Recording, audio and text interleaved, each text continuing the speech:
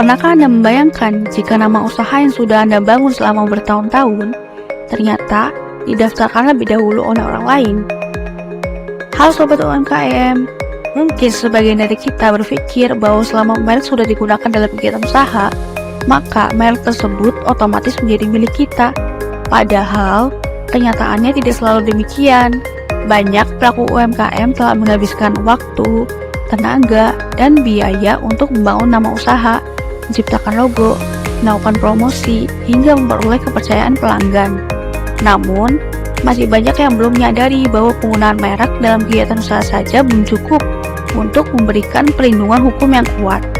Oleh karena itu, melalui video ini kita akan membahas mengapa sebuah merek dapat berisiko digunakan atau bahkan didaftarkan oleh pihak lain, bagaimana hukum memberikan perlindungan terhadap hak atas merek, serta langkah-langkah yang dapat dilakukan agar identitas usaha tetap aman dan terlindungi. Yuk kita pahami bersama mengapa pendaftaran merek merupakan langkah penting untuk melindungi identitas dan keberlangsungan usaha Anda. Setelah memahami pentingnya perlindungan merek, mari kita lihat kondisi yang masih banyak terjadi pada pelaku UMKM di Indonesia. Sobat UMKM memiliki peran yang sangat penting dalam perekonomian Indonesia. Tidak hanya membuka lapangan pekerjaan, UMKM juga menjadi salah satu penggerak utama pertumbuhan ekonomi nasional. Namun, di balik kontribusi yang besar tersebut, masih terdapat sebuah kondisi yang sering disebut sebagai paradoks UMKM, yaitu kuat secara ekonomi tetapi masih lemah dalam perlindungan hukum atas mereknya. Mengapa hal ini bisa terjadi? Salah satu penyebabnya adalah masih banyak pelaku usaha yang menganggap bahwa proses pendaftaran merek memerlukan biaya yang mahal atau prosedurnya yang rumit. Akibatnya, banyak pelaku UMKM yang menunda bahkan belum mendaftarkan mereknya. Padahal, tanpa pendaftaran, nama usaha, logo, dan reputasi yang telah dibangun selama bertahun-tahun dapat berisiko ditiru, digunakan, atau bahkan didaftarkan lebih dahulu oleh pihak lain. Oleh karena itu, selain fokus mengembangkan usaha, Sobat UMKM juga perlu memberikan perhatian pada perlindungan hukum atas merek, sebab merek yang terlindungi akan memberikan rasa aman sekaligus menjadi investasi bagi keberlangsungan usaha di masa depan. Setelah mengetahui pentingnya perlindungan merek, sekarang muncul pertanyaan, apa sih sebenarnya yang dilindungi sebagai merek? Berdasarkan Undang-Undang Nomor 20 Tahun 2016 tentang merek dan indikasi geografis, merek merupakan tanda yang digunakan untuk membedakan barang atau jasa milik satu pelaku usaha dengan pelaku usaha lainnya. Namun, perlu dipahami bahwa merek bukan hanya sekedar nama usaha. Sebuah merek dapat terdiri dari beberapa unsur, seperti kata atau nama, gambar atau logo, serta susunan warna yang memiliki daya pembeda. Ketika unsur-unsur tersebut digabungkan, akan terbentuk identitas usaha yang khas sehingga konsumen dapat dengan mudah mengenali produk atau jasa yang kita tawarkan dan membedakannya dari produk milik kompetitor. Inilah yang disebut sebagai daya pembeda, yaitu kemampuan suatu merek untuk membedakan barang atau jasa milik satu pelaku usaha dengan pelaku usaha lainnya. Oleh karena itu, merek bukan hanya menjadi identitas sebuah usaha, tetapi juga merupakan aset intelektual yang memiliki nilai ekonomi dan perlu dilindungi melalui pendaftaran. Setelah mengetahui apa saja yang dapat dilindungi sebagai merek, sekarang mari kita bahas apa manfaat yang akan diperoleh apabila sebuah merek telah terdaftar. Setidaknya terdapat 3 manfaat utama yang dapat dirasakan oleh pemilik merek terdaftar. Pertama, hak eksklusif atas merek. Artinya, pemilik merek memiliki hak untuk menggunakan mereknya sendiri, serta memperoleh perlindungan hukum apabila terdapat pihak lain yang menggunakan merek tersebut tanpa hak. Yang kedua, peluang untuk mengembangkan usaha. Merek yang telah terdaftar dapat dilisensikan kepada pihak lain atau dimanfaatkan dalam kerjasama bisnis, termasuk pengembangan usaha melalui sistem waralaba. Dengan demikian, merek tidak hanya menjadi identitas usaha, tetapi juga memiliki nilai ekonomi. Ketiga, perlindungan terhadap penyalahgunaan merek. Apabila terjadi penggunaan merek tanpa izin atau terdapat pihak lain yang meniru merek yang telah didaftarkan, pemilik merek memiliki dasar hukum yang lebih kuat untuk mempertahankan haknya. Oleh karena itu, mendaftarkan merek bukan hanya sekedar memenuhi persyaratan administratif, tetapi merupakan investasi jangka panjang untuk melindungi identitas usaha, menjaga reputasi, serta mendukung perkembangan bisnis di masa depan. Setelah memahami pentingnya merek, sekarang muncul satu pertanyaan penting. Siapa sebenarnya yang berhak atas suatu merek?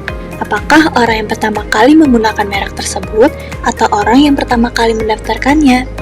Dalam sistem pendaftaran merek di Indonesia, menganut prinsip first to file principle atau prinsip pendaftar pertama. Prinsip ini berarti hak atas merek diberikan kepada pihak yang lebih dulu mendaftarkan, bukan yang lebih dulu menggunakan merek tersebut. Perhatikan ilustrasi pada slide. Pelaku usaha A telah berjualan sejak tahun 2010, tetapi belum mendaftarkan mereknya. Sementara itu, pelaku usaha B baru memulai usahanya pada tahun 2022, namun langsung mendaftarkannya ke DJKI. Dalam kondisi seperti ini, perlindungan hukum diberikan kepada pelaku usaha B sebagai pihak yang lebih dulu mendaftarkan mereknya. Lalu, apa yang dapat terjadi apabila sebuah merek tidak didaftarkan? Terdapat 3 risiko utama yang perlu diperhatikan. Pertama, passing off atau pemboncengan reputasi. Artinya, pihak lain dapat menggunakan atau meniru identitas merek yang telah dikenal untuk memperoleh keuntungan dan reputasi yang telah dibangun oleh pelaku usaha. Kedua, kehilangan identitas usaha. Jika pihak lain lebih dahulu memiliki hak atas merek tersebut, pelaku usaha dapat dipaksa mengganti nama usaha, logo, kemasan, hingga seluruh materi promosi. Tentu, hal ini membutuhkan biaya yang besar dan dapat mengurangi kepercayaan konsumen. Ketiga, risiko sengketa hukum. Pemilik merek yang terdaftar memiliki hak untuk menempuh upaya hukum terhadap pihak yang menggunakan mereknya tanpa hak. Oleh karena itu, pendaftaran merek bukan sekedar formalitas administratif, melainkan langkah preventif untuk melindungi identitas usaha dan meminimalkan risiko hukum kerugian bisnis. Pada slide ini, kita dapat melihat perbedaan antara merek yang belum terdaftar dan merek yang telah didaftar. Merek yang telah didaftarkan memiliki kedudukan sebagai aset tidak berwujud atau intangible asset yang bernilai ekonomi. Selain itu, pemiliknya juga memiliki dasar hukum yang lebih kuat apabila terjadi sengketa. Dari sisi pengembangan usaha, merek terdaftar lebih dipercaya untuk menjalin kerjasama bisnis seperti lisensi maupun waralaba. Tidak hanya itu, pendaftaran juga memberikan hak eksklusif kepada pemilik untuk menggunakan dan melindungi mereknya dari penggunaan tanpa izin. Sehingga, pendaftaran merek bukan hanya memberikan perlindungan hukum, namun juga meningkatkan nilai dan potensi bisnis suatu usaha. Namun, perlu diketahui bahwa tidak semua nama atau tanda dapat didaftarkan sebagai merek. Ada beberapa jenis merek yang akan ditolak. Pertama, merek yang hanya menjelaskan jenis barang atau jasa sehingga tidak memiliki daya pembeda. Contohnya, merek kacang untuk jualan produk kacang. Kedua, tanda yang sudah menjadi milik umum atau terlalu umum digunakan. Contohnya, menggunakan gambar tanda lalu lintas atau kata kota atau rumah. Ketiga, merek yang tidak memiliki daya pembeda sehingga sulit membedakan produk satu dengan produk lainnya.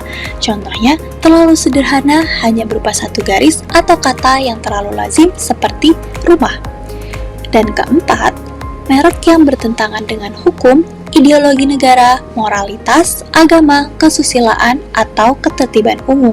Karena itu, sebelum memilih nama merek, pastikan merek tersebut tidak hanya menarik secara komersial, tetapi juga memenuhi ketentuan hukum agar dapat didaftarkan dan memperoleh perlindungan hukum. Kabar baiknya, perkembangan teknologi telah mempermudah proses pendaftaran merek loh. Pendaftaran merek itu dapat dilakukan secara online melalui sistem resmi Direktorat Jenderal Kekayaan Intelektual. Sistem digital memberikan beberapa kemudahan bagi pelaku UMKM. Pertama, prosesnya lebih paperless dan praktis, karena dokumen dapat disiapkan dan diajukan secara elektronik. Kedua, proses lebih transparan, sebab pemohon dapat memantau perkembangan permohonan melalui sistem yang tersedia. Ketiga, dokumen terkait pendaftaran dapat tersedia dalam bentuk elektronik sesuai dengan sistem pelayanan yang berlaku. Dengan kemudahan-kemudahan tersebut, anggapan bahwa pendaftaran merek selalu membutuhkan proses yang rumit perlu mulai diubah. Digitalisasi layanan kekayaan intelektual memberikan kesempatan yang lebih luas bagi para pelaku UMKM untuk melindungi identitas usahanya. Bagi pelaku UMKM juga memperoleh perhatian khusus dalam proses pendaftaran merek, termasuk ada kategori tarif khusus sesuai dengan ketentuan yang berlaku. Hal ini memberikan kesempatan bagi pelaku UMKM mikro dan kecil untuk mengakses perlindungan kekayaan intelektual dengan biaya yang lebih terjangkau. Namun, untuk memperoleh fasilitas tersebut, pemohon perlu memenuhi persyaratan yang telah ditentukan. Dokumen yang perlu disiapkan dapat meliputi data permohonan, identitas pemohon, serta surat rekomendasi atau surat keterangan sebagai usaha mikro atau usaha kecil dari instansi yang berwenang. Karena persyaratan administrasi dapat diperbarui kapan saja, pemohon perlu memeriksa kembali ketentuan resmi yang berlaku pada saat akan mengajukan permohonan.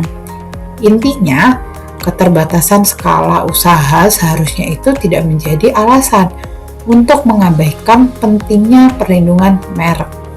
Nah, sekarang kita masuk pada alur pendaftaran merek bagi UMKM. Fase pertama adalah persiapan. Langkah pertama yang perlu kita lakukan adalah penelusuran merek. Nah, sebelum mengajukan permohonan, kita perlu melakukan pencarian terhadap merek yang sudah ada untuk mengetahui apakah terdapat merek yang sama atau mirip dengan merek yang akan kita ajukan. Nah, penelusuran awal itu sangat penting untuk mengurangi risiko permasalahan dalam proses pemeriksaan saat permohonan. Pastikan merek yang akan kita ajukan itu memiliki identitas dan daya pembeda yang unik dan menarik.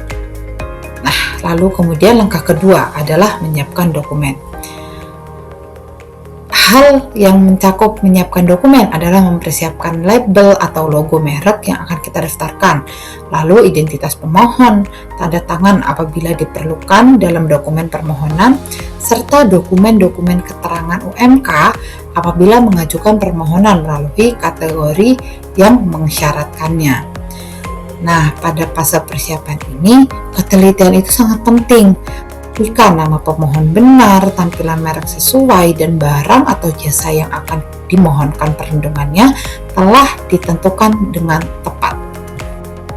Nah, setelah tahapan persiapan selesai, proses dilanjutkan dengan pengajuan secara online. Pemohon perlu melakukan registrasi terlebih dahulu pada sistem resmi DJKI sesuai dengan prosedur yang ada. Setelah memiliki akun atau registrasi, pemohon dapat masuk ke dalam sistem dan memilih layanan permohonan merek. Lalu kemudian pemohon mengisi data yang diperlukan secara lengkap. Data tersebut mencakup identitas pemohon, informasi mengenai merek, serta barang atau jasa yang akan kita daftarkan perlindungannya. Pemohon juga perlu memperoleh kode billing dan melakukan pembayaran penerimaan negara bukan pajak atau PNBP sesuai dengan kategori dan ketentuan yang berlaku. Pembayaran perlu dilakukan sebelum kode billing melewati batas waktu yang ditentukan.